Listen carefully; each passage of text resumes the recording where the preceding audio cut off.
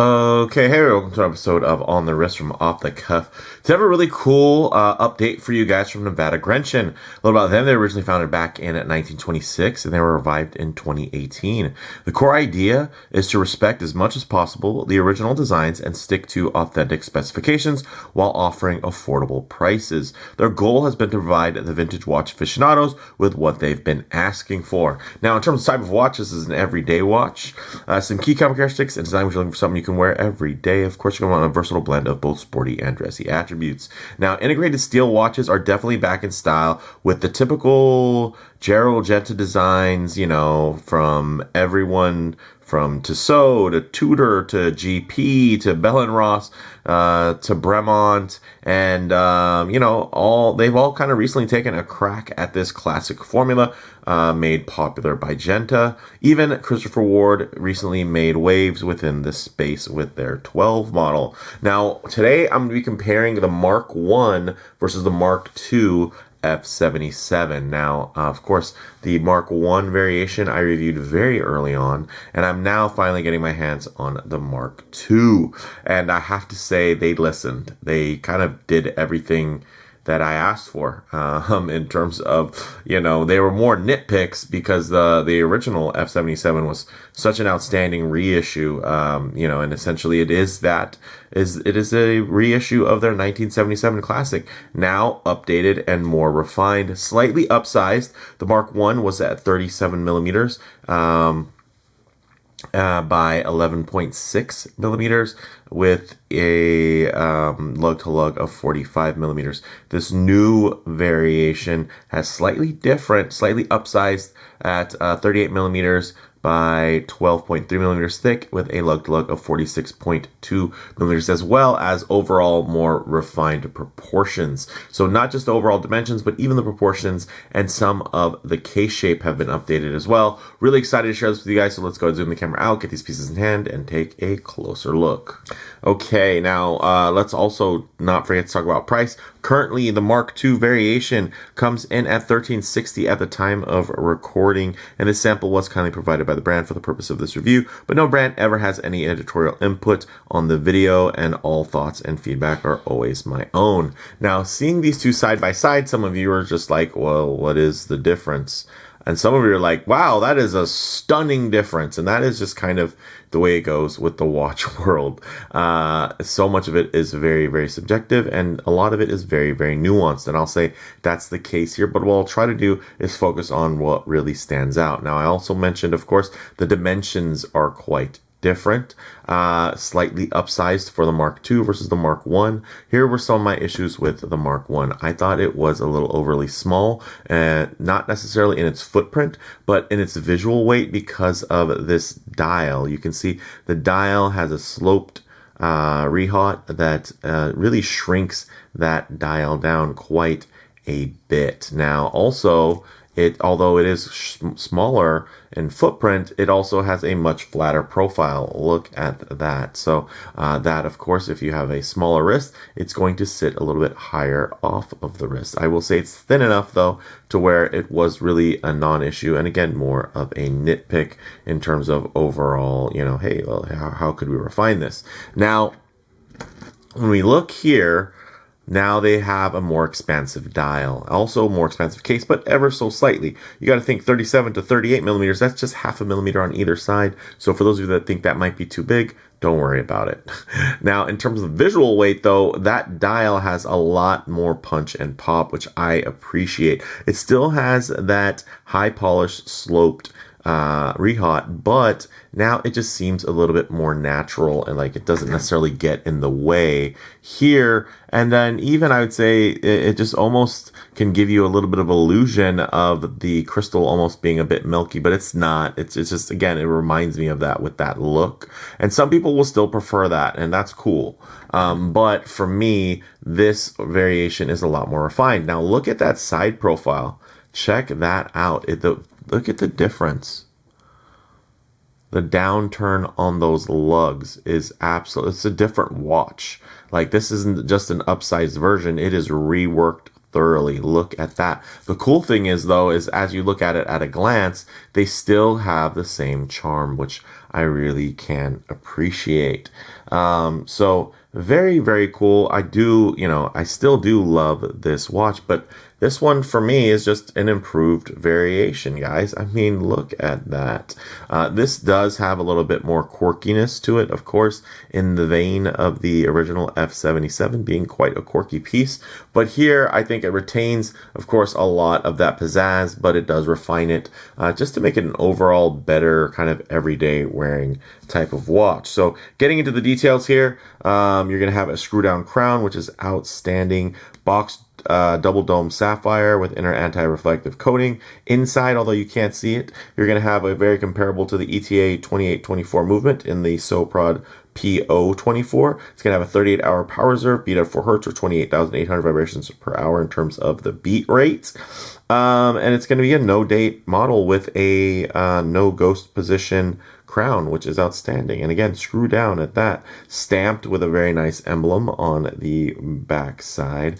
And then you look at the dial here, it has this beautiful blue embossed basket weave pattern in terms of that dial. Very nice, very medium blue, which I can appreciate, especially with the texturing. It has a nice shift of transition and lighting to make it a little darker, a little lighter, which I think makes it even more versatile. Of course, you're going to have applied indices, polished hands with painted accents. As you can see there, you do have those dark stripes down the center line. This is a no-date model, so very, very well balanced dial, and especially now with this more open dial, you're going to get even more of that symmetry sitting beautifully on your wrist. You're going to have Swiss Blue Nova that does glow green, but it wasn't specified in the specs that I could find, so I will just let you know that it glows green.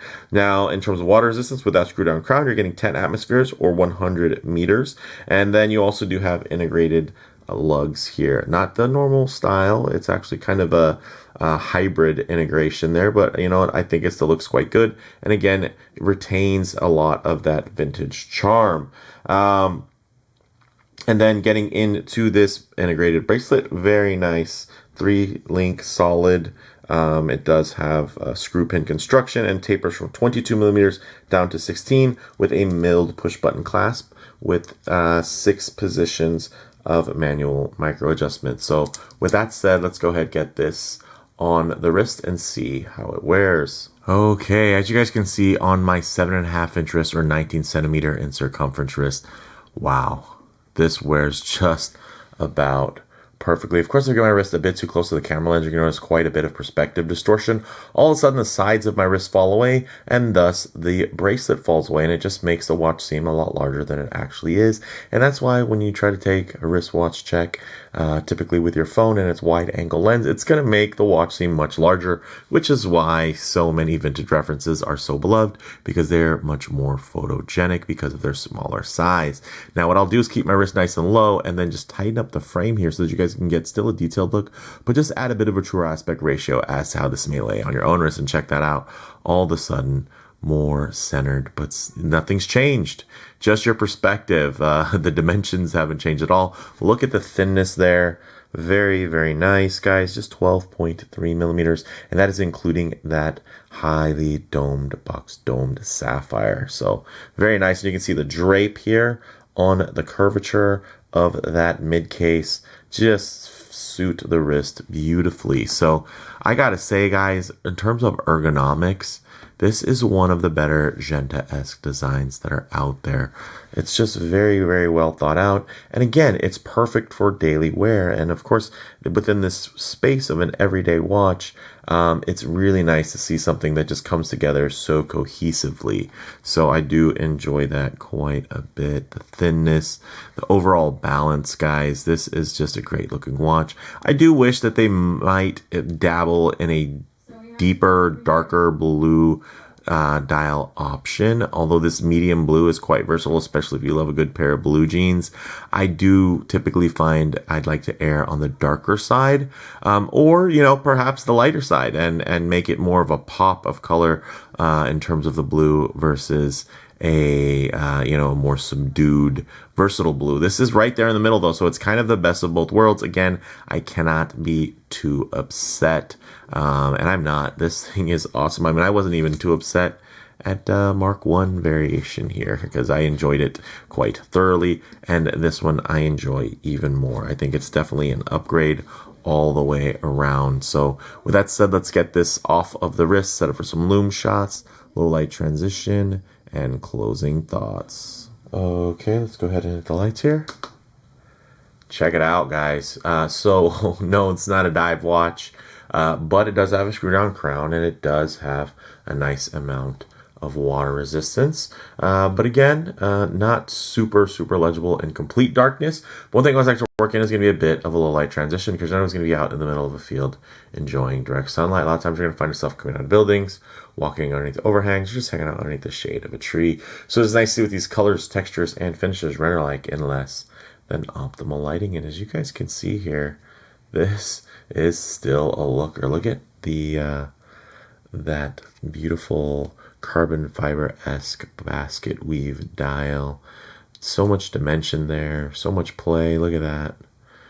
Almost scaly in texture, where you're getting dark, light, everything in between, and of course a nice bit of spectrum along the color play in the lighting there. So very handsome, guys. And of course all of the flat brushing along that bezel and the case work look fantastic, especially contrasting off of that deep lustrous high polish. So very cool. And no, it's not the cheapest watch out there, but I will say it has an X factor. It has a charm that many other brands are trying to capture. And I mean, Nivada is just, that's kind of that's their MO these days. It's just, they're very good at what they do. And there's a reason why you keep seeing them in your feed. It's because their stuff is exciting and it's fun, but also still quite versatile while retaining a fair amount of uniqueness. So with that said, let's go ahead and get the lights back on.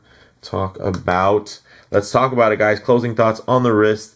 Now sits perfectly at 38 millimeters with a slightly more open dial to better balance the visual weight. The improved, more curved profile with downturned lugs really makes a difference over the Mk1. In terms of model variants, do check the site links for current options and availability. In terms of comparable models, guys, more and more Genta-esque integrated steel sports models coming out, trying to get a piece of that luxury for less space. But while many of those many of those competitors still feel retro, Nivada excels at adding something truly vintage accurate in terms of its flavor. And also, it's just a great time to revisit, thanks to all of the Swatch, AP Royal Pop hype, right? Like, everybody loves those. And honestly, if you want something that's going to give you a bit of that, AP Royal Oak flair, I have to say, guys, this is probably more where it's at. So for me, guys, bottom line, Nivada took a great watch that, they basically made kind of nearly perfect with this new Mk2 iteration. But let me know what you all think down in the comments below. If you like the video, please hit like. And if you're not, please subscribe for more content just like this. Thanks, guys.